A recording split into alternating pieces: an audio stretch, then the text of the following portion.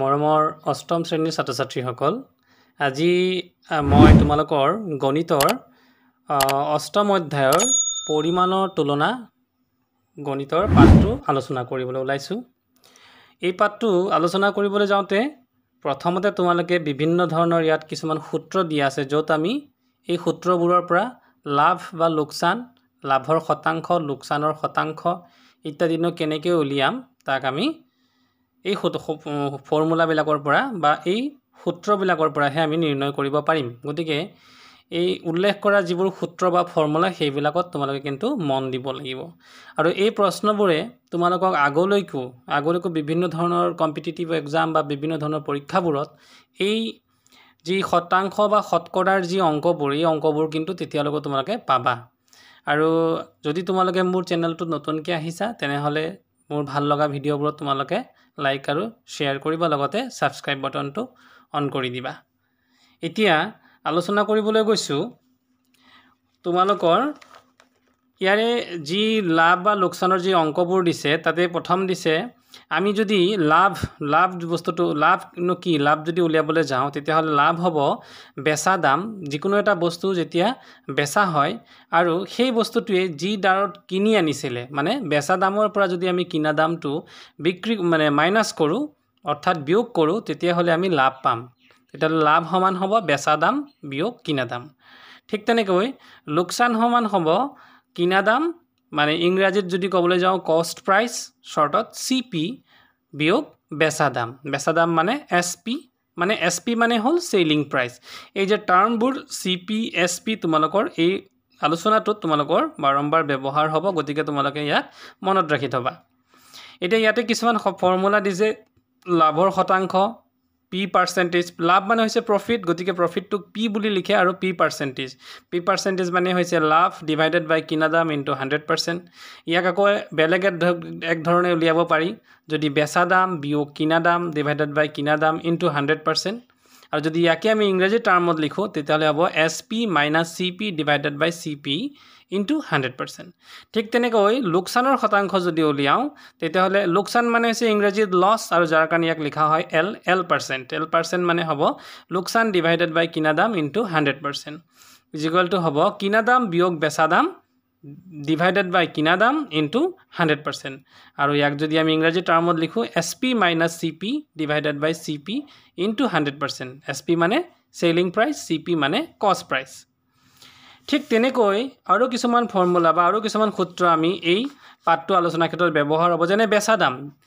ইয়াতে ডিপেণ্ড কৰিব বা ইয়াতে নিৰ্ভৰ কৰিব তোমালোকৰ যিকোনো এটা অংকত কোনবোৰ টাৰ্ম বা কোনবোৰ মানে পইণ্ট দিয়া হৈ আছে। যদি ধৰি লোৱা বেচা দাম উলিয়াব লাগে আৰু যদি লাভৰ শতাংশ আৰু কিনা দাম এই দুটা দিয়া হৈ আছে, তেতিয়াহ'লে তোমালোকে ব্যৱহাৰ কৰিবলগীয়া সূত্ৰটো হ'ব বেচা দাম ইজ ইকুৱেল টু 100 প্লাছ লাভৰ শতাংশ ডিভাইডেড বাই 100 ইনটু কিনা দাম। ঠিক তেনেকৈ যদি তোমালোকক লাভৰ শতাংশ আৰু বেচা দাম দিয়া থাকে তেতিয়াহ'লে তোমালোকে কিনা দাম উলিয়াব লাগিব, আৰু কিনা দামৰ ফৰ্মুলাটো হ'ব 100 ডিভাইডেড বাই 100 প্লাছ লাভৰ শতাংশ ইনটু বেচা দাম। ইয়াকেই যদি আমি ইংৰাজী টাৰ্মত লিখোঁ কষ্ট প্ৰাইচ মানে CP is equal to 100 divided by 100 plus P into SP। এতিয়া আমি অংকবোৰ কৰিবলৈ যাম। তো ইয়াতে আমি তোমালোকৰ অষ্টম অধ্যায়ৰ 8.1ৰ যি অংক, সেই অংকবোৰ তোমালোকক আমি এটা এটাকৈ আলোচনা কৰিম। প্ৰথম অংকটোত আছিলে এটা ঘড়ী 250 টকাত কিনি 260 টকাত বিক্ৰী কৰা হ'ল, লাভ কিমান হ'ল আৰু শতকৰা লাভ কিমান হ'ল। আমাক ইয়াত দুটা বস্তু উলিয়াবলৈ দিছে। কি দিছে যে এটা ঘড়ী কিমান মূল্য ইয়াৰ 250 টকাত কিনি, মানে কিনা দাম দিয়া আছে, আৰু 260 টকাত বিক্ৰী কৰা হ'ল, মানে বেচা দাম দিয়া হ'ল। গতিকে ইয়াত লাভ কিমান হ'ল আৰু শতকৰা, যদি লাভ হৈছে তেতিয়াহ'লে শতকৰা কিমান লাভ হৈছে সেইটো আমি নিৰ্ণয় কৰিব লাগে। তো ইয়াৰ পিছতে আমি এতিয়া অংকটো কৰিবলৈ যত্ন কৰিম। তো আমি লিখিম 1 নম্বৰটোত কি দিয়া আছে, আমাৰ দিয়া হৈ আছে কিনা দাম। 1 নম্বৰটোত কি দিয়া হৈছে, আমাৰ কিনা দাম দিয়া হৈ আছে। কিনা দাম কিমান দিছে, কিনা দাম আমি কিনা দাম ইজ ইকুৱেল টু, ইয়াতে কিনা দামটোক আমি CP বুলি লিখিম, কষ্ট প্ৰাইচ 250 টকা। তাৰপিছত বেচা দাম কিমান দিয়া হৈ আছে বেচা দাম ইজ ইকুৱেল টু বেচা দাম মানে কি SP মানে চেলিং প্ৰাইচ কিমান দিয়া হৈছে 260 টকা গতিকে কি দেখিলা কি দেখা গ'ল ইয়াত যে চেলিং প্ৰাইচ অৰ্থাৎ বেচা দামটো কিনা দামতকৈ ডাঙৰ বা বেছি গতিকে আমাৰ কি হ'ব লাভ হ'ব গতিকে তেওঁৰ অংকটোত তেওঁৰ লাভ হ'ব বা লাভ হ'ল এতেকে লাভ কিমান হ'ব এতেকে লাভ ইজ ইকুৱেল টু হ'ব SP মাইনাছ CP অৰ্থাৎ SP কিমান দিয়া হৈছে আমাৰ 260 টকা হয় বিয়োগ CP কিমান দিয়া হৈছে মানে কিনা মূল্য কিমান দিয়া হৈছে 250 টকা গতিকে 260 পৰা 250 গ'লে কিমান হ'ব 10 টকা এটোই হ'ব আমাৰ লাভ কিন্তু এতিয়া আমাক অংকটো দুটা বস্তু উলিয়াবলৈ দিছে লাভ উলিয়াব দিছে লগতে লাভৰ শতকৰা লাভ উলিয়াব দিছে মানে শতকৰা পাৰ্চেন্টেজটো উলিয়াব দিছে গতিকে শতকৰা লাভ হ'ব শতকৰা লাভ মানে প্ৰফিট পাৰ্চেন্ট শতকৰা লাভ প্ৰফিট পাৰ্চেন্টৰ ফৰ্মুলাটো কি আছিল লাভ ডিভাইডেড বাই কিনা দাম ইনটু 100% গতিকে আমাৰ লাভ কিমান দিয়া হৈছে আমি লাভ কিমান পালো লাভ পালো 10 কিনা দাম কিমান আছে কস্ট প্ৰাইস আছে 250 টকা ঠিক আৰু লগতে 100% টো আমি পূৰণ কৰি দিম এতিয়া ইয়াক কেনেকৈ কটাকটি কৰি আমি ছুটি কৰিব পাৰো নেকি তাকে আমি যত্ন কৰিম এতিয়া যদি আমি কটাকটি কৰো এই শূন্যৰ লগত এটো শূন্য যদি আমি কাটি দিও আৰু এই 25 ৰে যদি 100 কাটো 25 4 গুণে 100 গতিকে কি থাকিল ওপৰত 4 আৰু 1 গতিকে 4 গুণে কিমান হৈ গল 4% গতিকে শতকৰা লাভৰ পৰিমাণ হৈছে 4% হৈ গল এবাৰ আমি 2 নম্বৰ অংকটো আলোচনা কৰিবলৈ গৈছো তো গতিকে 2 নম্বৰত কি দিছে এটা কলম 60 টকাত কিনি কিমান টকাত বেচিলে 15% লাভ হ'ব গতিকে কিনা মূল্য কিমান বুলি দিছে 60 টকাত কিনিছে গতিকে কিনা মূল্য হৈছে 60 টকা আৰু কিমানত বেচিলে শতকৰা লাভ তাৰ মানে এই অংকটোত আমাৰ কি দিয়া হৈছে শতকৰা লাভৰ যেটো নেকি মানে আমাৰ শতকৰা লাভৰ পৰিমাণটো দিয়া হৈ আছে কিমান 15% গতিকে আমি এই অংকটোত কি উলিয়াব লাগিব আমাক হৈছে শতকৰা কিমান টকাত বেচিলে মানে আমাক বেচা দাম উলিয়াবলৈ দিছে গতিকে আমি কি লিখি লম প্ৰথমে তোমালোকে লিখি লব পাৰা যে দিয়া আছে কি দিয়া আছে আমাক কি দিয়া আছে কলমটোৰ কিনা দাম কলমটোৰ কিনা দাম CP ইকুৱেল টু কিমান দিয়া আছে 60 টকা আৰু কি বুলি উল্লেখ আছে যে 15% লাভত বিক্ৰী কৰে ঠিক আছে গতিকে আমাক কি লেভেল দিছে বেচা দাম গতিকে বেচা দাম ইজ ইকুৱেল টু বেচা দামৰ সূত্ৰ selling price is equal two এই সূত্ৰবোৰ কিন্তু তোমালোকে মনত ৰাখিব লাগিব যদি সূত্ৰবোৰ মনত নাৰাখা তেতিয়ালে কিন্তু অংক কৰিবলৈ অসুবিধা পাবা গতিকে বেচা দামৰ কাৰণে আৰু এই অংকবোৰ যিমান কৰি যাবা প্ৰেক্টিস কৰিবা সূত্ৰবোৰ অটোমেটিক্যালি তোমালোকৰ মনত থাকিব লাভৰ শতাংশ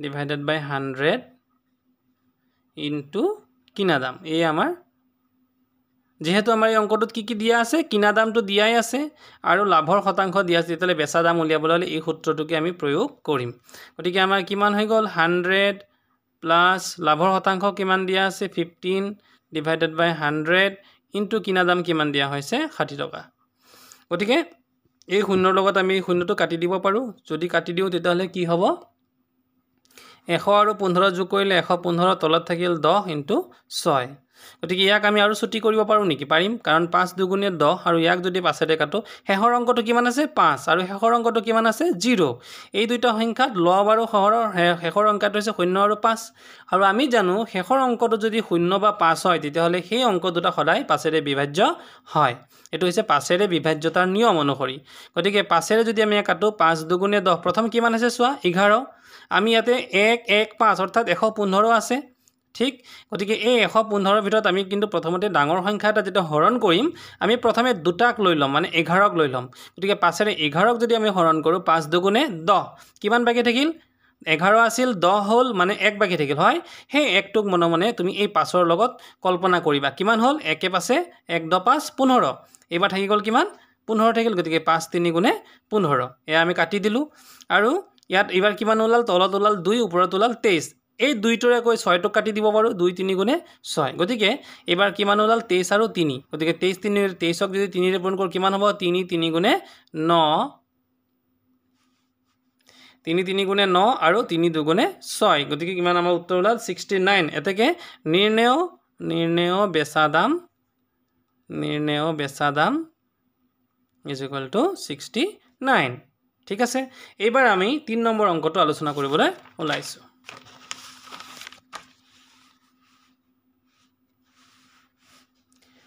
3 নম্বৰ অংকটোত কি দিয়া আছে চোৱা ৰমেনে মোবাইল এটা 13500 টকাত বেচিলে মানে প্ৰথমতে কি দিয়া আছে বেচা দামটো দিয়া হৈছে তাৰ বেচুতে 20% লোকসান হল মানে শতকৰা লোকসানৰ পার্সেন্টেজ লোকসান কিমান দিয়া আছে 20% কিন্তু ইয়াতে লস বা লোকসানটো ডাইৰেক্ট দিয়া নাই কি দিয়া আছে লোকসানৰ পাৰ্সেন্টেজ মানে শতকৰা লোকসানৰ পৰিমাণ ওকে এতিয়া মোবাইলটো কিমান দামত কিনিছিল তেতিয়া আমি কি উলিয়াব লাগিব কিনা দাম উলিয়াব লাগিব কেনেকৈ উলিয়াম তো প্ৰথম আমি লিখিম কি কিনো আমাৰ দিয়া হৈ আছে তো তোমালোকে লিখিব পাৰা ইয়াত লিখিবা 3 নম্বৰ দিয়া আছে কি দিয়া আছে মোবাইলটোৰ বেচা দাম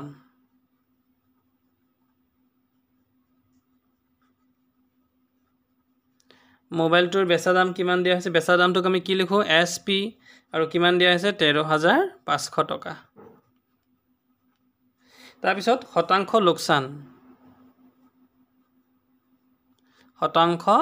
লোকসান কিমান লোকসান শতাংশ দিয়া হৈ আছে মানে আমি তাক কি লিখো L মানে লস পার্সেন্টেজ কিমান আছে 20% বুলি দিয়া হৈ আছে আচ্ছা এটা মন কৰা ইয়াতো পাৰ্সেন্টেজ আছে যদি আমি পাৰ্সেন্টেজ দুটা উঠাই দিও দুই ফালৰ পৰা আমি যেহেতু অঙ্কত পাইছোয়ে যদি সমান চিনৰ ইফালে আৰু হিফালে সমান পৰিমাণৰ কিবা এটা থাকে আমি তাক উইথড্ৰ কৰিব পাৰো বা উঠাব পাৰো গতিকে বা আমি ইয়াত L কিমান পাই যাম গতিকে লস ইকুয়াল টু কিমান হৈ গল 20 মানে 20 টকা আমাৰ লস বুলি আমি ধৰি ললো এতিয়া কিনা দাম আমি কি কৰিব লাগে কিনা দাম উলিয়াব লাগে গতিকে কিনা দাম ইকুয়াল টু কিমান হ'ব কিনা দাম মানে কি CP কিমান হ'ব ফৰ্মুলা কোৱা formula equal to 100 divided by 100 minus loss into SP into কি SP মানে বেচা দাম গতিকে 100 ডিভাইডেড বাই 100 মাইনাস L কিমান পাইছা L মানে 20 পাইছা 20 টো পাতি দিয়া L হৈ গল 20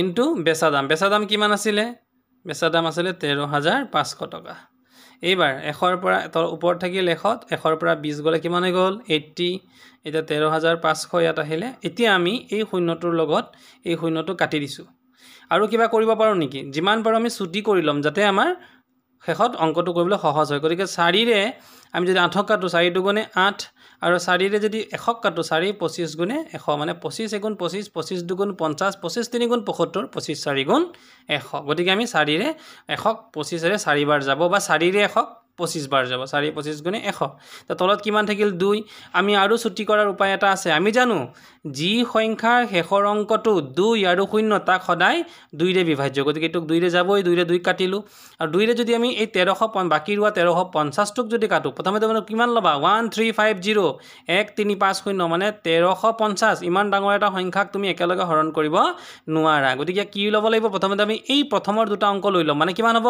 13 2 6 গুণে 12 আছিল 13 হোল 12 কিমান বাকি থাকিল 1 এই বাকি ৰৈ যোৱা 1 টো কাৰ লগত ধৰিবা একে এই 5 টোৰ লগত ধৰিবা গতিকে একে পাছে কিমান গল 15 এবাৰ কাৰ কিহেৰে হৰণ কৰি আছিল 2 ৰে 15ক যদি হৰণ কৰো 2 7 গুণে 14 কিমান বাকি থাকিল 1 সেই 1 টো কাকৈ বাকি ৰৈ 0 টোৰ লগত ধৰিবা কিমান হল 10 2 5 গুণে 10 এটা আমাৰ কিমান থাকি গল 25 into 675 এইটো থাকি গল যদি 25 ৰে যদি আমি ইয়াক পূৰণ কৰো 25 5 গুণে 125 ৰ কিমান হ'ব 25 5 গুণে 100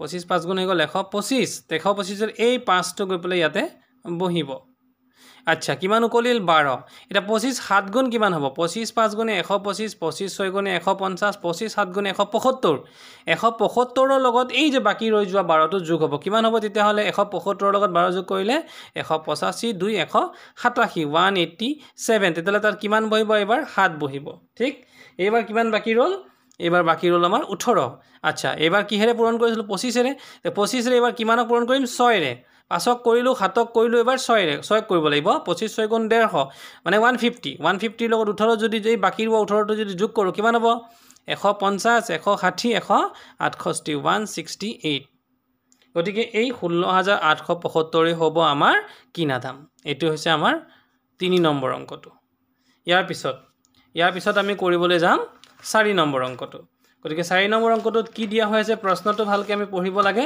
4 নম্বৰ দিয়া আছে যদি 10টা কলমৰ বিক্ৰী দাম 8টা কলমৰ কিনা দামৰ সমান মন কৰিবা এই জায়গাটো কিন্তু মন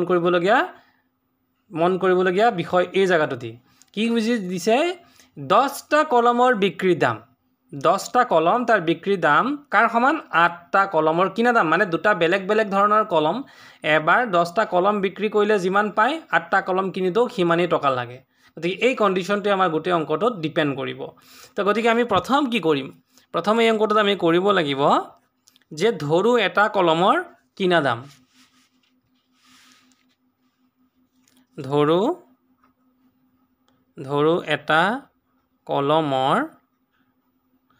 এটা কলমৰ কিনা দাম কিমান ধৰি লবা তুমি জানা নেকি আমি কোনেও নাজানো কিনা দামটো আমি নাজানো আৰু নজনা বস্তুটোক আমি সাধাৰণতে কি বুলি ধৰো x গতিকে এটো আমি ধৰিলো কিমান x টকা আচ্ছা এতিয়া যেটো এটা কলমৰ কিনা দাম কিমান পালো আমি x টকা আৰু ইয়া দিয়া হৈ আছে যে 8টা কলমৰ কিনা দাম কিমান দিয়া আছে ইকুয়াল কিমান হ'ব যদি এটাৰ দাম যদি x টকা 8টাৰ দাম বেছি হ'ব নে কম হ'ব নিশ্চয়কৈ বেছি হ'ব এটাৰ যিমান দাম হয় 8টাৰ দাম বেছি হয় আচ্ছা এতিয়া বেছি হলে কি কৰিব লাগে এই কথাটো তোমালোকে মনত ৰাখিবা যেতিয়া কোনো এটা বস্তু বেছি হয় বেছি হলে সদায় কি কৰিব লাগে পূৰণ আৰু কিবা এটা বস্তু যদি কম হৈ যায় তেতিয়া হলে আমি কি কৰিব লাগে হৰণ এই বস্তুটো মন কৰিব লাগিব ঐকিক নিয়মৰ ক্ষেত্ৰত এই বস্তুবোৰ মন নকৰিলে কিন্তু অংক কৰাত অসুবিধা পাবা গতিকে এটা কলমৰ কিনা দাম আমি কিমান পালো x টকা এটাকে 8টা কলমৰ কিমান দাম হ'ব নিশ্চয়কৈ বেছি হ'ব আৰু বেছি হলে কি হ'ব পূৰণ গতিকে 8ৰ লগত x পূৰণ হ'ব গতিকে 8 * x মানে 8x টকা ক্লিয়াৰ হল আচ্ছা এইবাৰ আমাৰ অংকটোত কি দিছিলে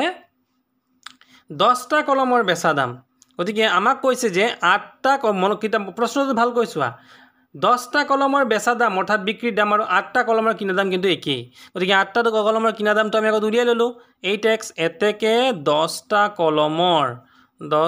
কলমৰ বেচা দাম এবাৰ 10টা কলমৰ আমি কি উলিয়াম বেচা দাম কিমান হ'ব ইয়াৰ লগত কি হ'ব এটো যদি 8টা কলমৰ কিনা দাম যদি 8x তেতে 10টা কলমৰ বেচা দামও 8x হ'ব এইবাৰ আমাৰ চোৱা ইয়াৰ পৰা আমি কি পদ্ধতি উলিয়াই দিম যেহেতু আমি 10টা কলমৰ বেচা দাম উলিয়ালো তাৰ পৰা এটা কলমৰ বেচা দাম উলিয়াবলৈ সহজ হ'ব না নাই এইবাৰ কোৱা মই অথনি কি কৈছিলো বেছি মানে পূৰণ আৰু কম মানে হৰণ 10টা কলমৰ বেচা দাম যদি 8x হয় নিশ্চয়কৈ এটা কলমৰ বেচা দামটো কম হ'ব আৰু কম হলে কি কৰিব লাগে হৰণ কৰিলে কি কৰিব লাগিব হৰণ কৰিলে সমান চিনৰ সোঁফালে থকাটো সদায় ওপৰত আৰু সমান চিনৰ বাওঁফালে থকাটো সদায় তলত আহিব মানে 8x / 10 এটো আমাৰ হৈ গল গতিকে কোনটো ডাঙৰ হল এতিয়া ইয়াত আহিছে কি আমি অথনি এটা বস্তু মন কৰা এটা কলমৰ কিনা দাম আমি কিমান বুলি ধৰিছো এটা কলমৰ কিনা দাম কিমান x টকা আৰু এটা কলমৰ বেচা দাম কিমান টকা 8x / 10 কোনটো ডাঙৰ এটো নিশ্চয় ডাঙৰ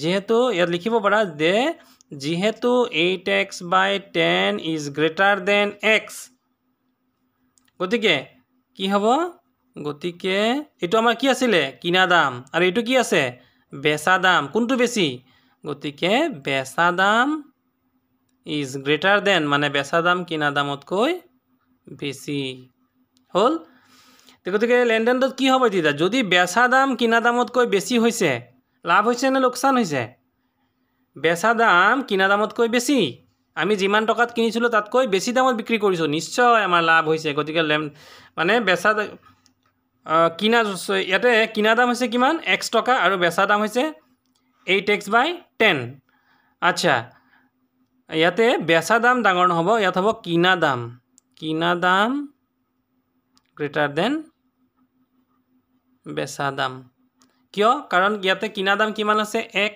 আৰু ইয়াতে আছে কিমান 8x মানে 8ৰ লগত x পূৰণ কৰি তাৰ আগত 10 এৰে ভাগ কৰিব লাগিব 8তকৈ 10 ভাগটো বেছি গতিকে ইয়াত সৰু হ'ব গতিকে কি সৰু হ'ব বেচা দামটো সৰু হ'ব আৰু কিনা দামটো বেছি হ'ব মানে আমি বেছি টকাত কিনিলো আৰু কম দামত কি কৰিলো আমি বিক্ৰী কৰিলো গতিকে আমাৰ লছ হ'ব নে প্ৰফিট হ'ব অৰ্থাৎ আমাৰ লোকসান হ'ব নে লাভ হ'ব আমাৰ এই লেনদেনটো আমাৰ কি হ'ব লোকসান হ'ব এটাকে লিখিম আমি লেনদেনটোত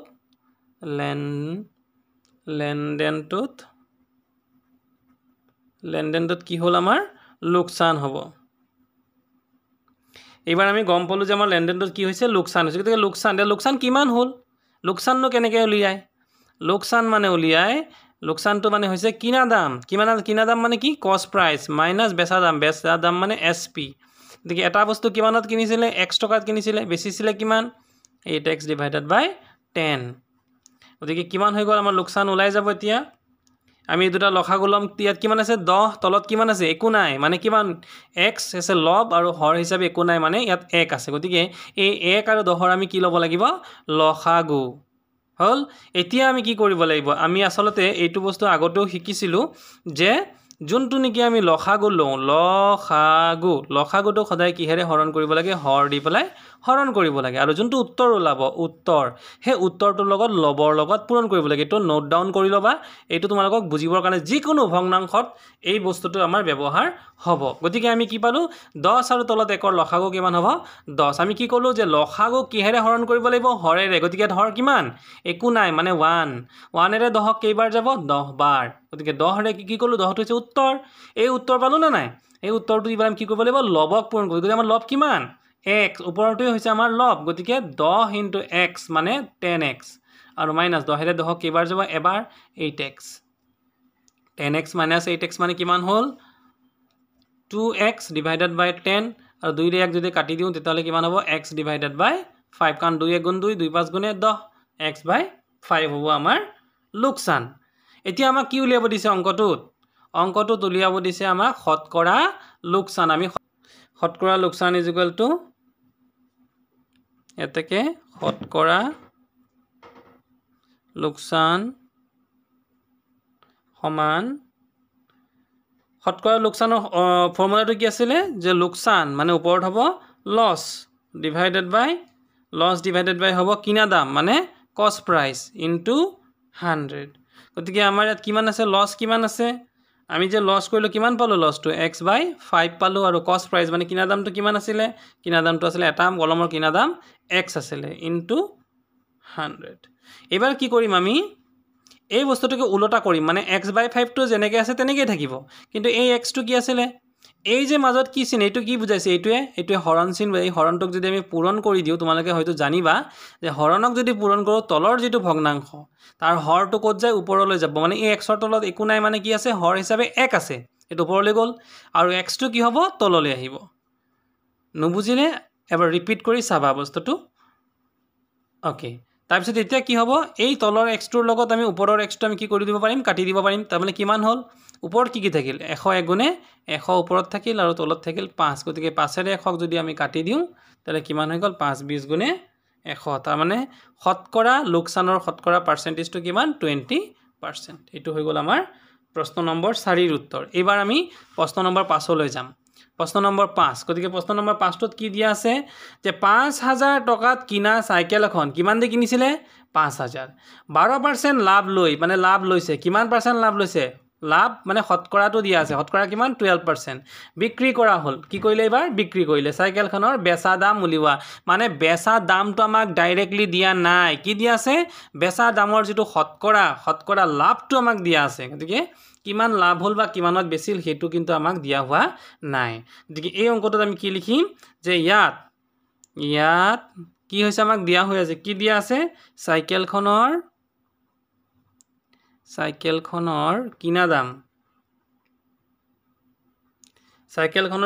কিমান দিয়া আছে 5000 টকা হয়নে ঠিক এবাৰ আমাক কিমান লাভ লগতে লাভ দিয়া আছে লাভ কিমান আছে লাভ = 12% হল এবাৰ কি উলিয়াব লাগে আমি বেচা দাম উলিয়াব লাগে বেচা দাম গতিকে বেচা দামৰ সূত্ৰটো মনত ৰাখিবা বাৰম্বাৰ মই কৈছো সূত্ৰ কিন্তু আমাক লাগিবই যিমান অংকবোৰ কৰি যাবা সূত্ৰ কিন্তু তেনেকৈ মনত ৰৈ যাব অংক কিন্তু সদায় অংকটোক পাহৰাৰ ভয়টো বেছি, গতিকে সদায় অংক কি কৰিব লাগিব, প্ৰেক্টিছ কৰিব লাগিব। গতিকে ডিভাইডেড বাই 100 ইনটু আমাৰ কিনা দাম।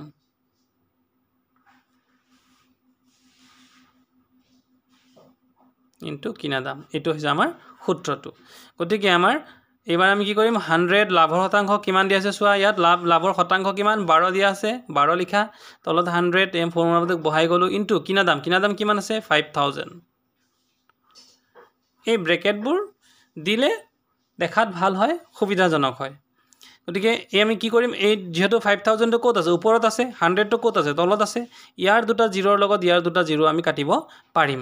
কিন্তু মনত ৰাখিবা, এই 100ৰ যে দুটা জিৰো আছে, তাৰ এই দুটা জিৰোৰ লগত কিন্তু তলৰ 100ৰ দুটা জিৰো আমি কাটিব নোৱাৰোঁ। কিয় নোৱাৰোঁ? কাৰণ মাজত কি চিন আছে, প্লাছে দুটা বস্তু সাঙুৰ খুৱাই থৈ আমি কাটিব নোৱাৰোঁ। কিন্তু ইয়াত ইনটু থকাৰ কাৰণেহে আমি এই দুটা জিৰোৰ লগত এই দুটা জিৰো কাটিব পাৰিছোঁ। গতিকে 100 আৰু 12 কিমান হৈ গ'ল, 112 ইনটু কিমান, তোমাৰ ইয়াত ৰৈ কিমান গ'ল, দুটা শূন্যহে কাটিলা, 50 ৰৈ গ'ল, গতিকে 50।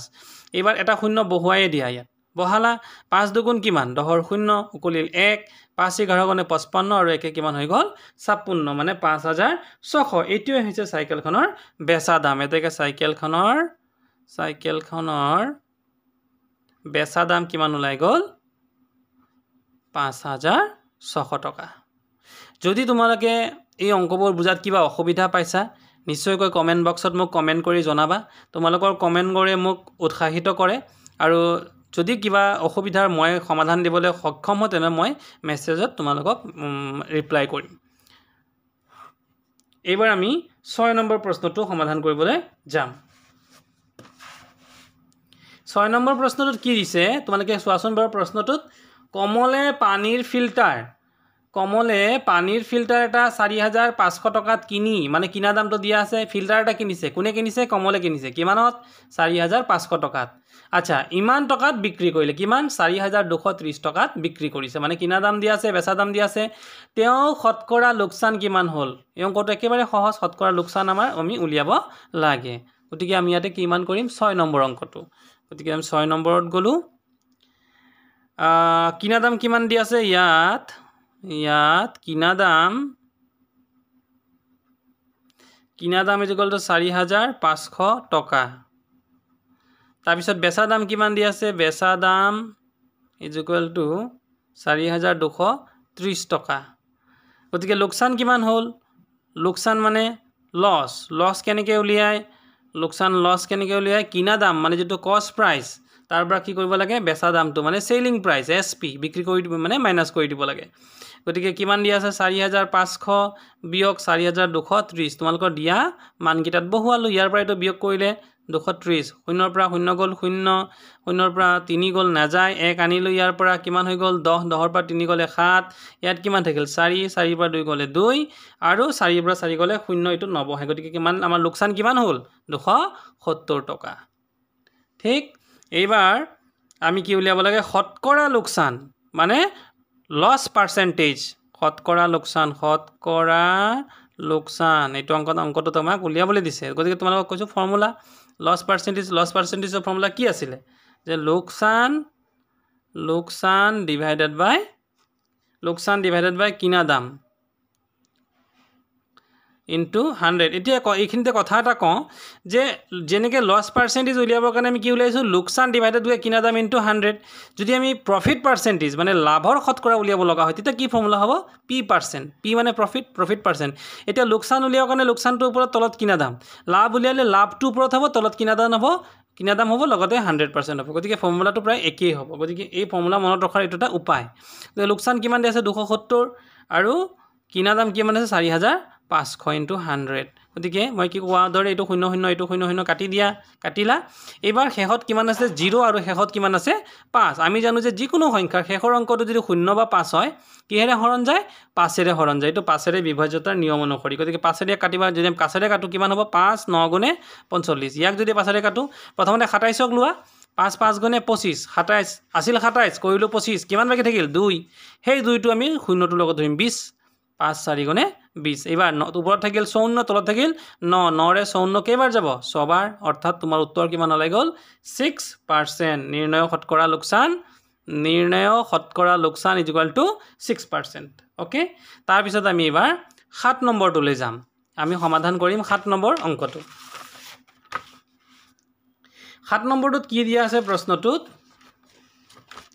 7 নম্বৰ দিয়া আছে এটা ঘড়ী দোকানীয়ে 785 টকাত বিক্ৰী কৰাত 5% লোকচান হ'ল। এটা বস্তু ঘড়ী এটা বিক্ৰী কৰিছে, কিমানত বিক্ৰী কৰিছে? 785 টকাত, আৰু লোকচান কিমান হৈছে? 5%। গতিকে ঘড়ীটোৰ আমি কি উলিয়াব লাগে? কিনা দাম উলিয়াব লাগে। ঠিক আছে, এইবাৰ তো 7 নম্বৰ ইয়াত দি আছে চোৱা, ইয়াত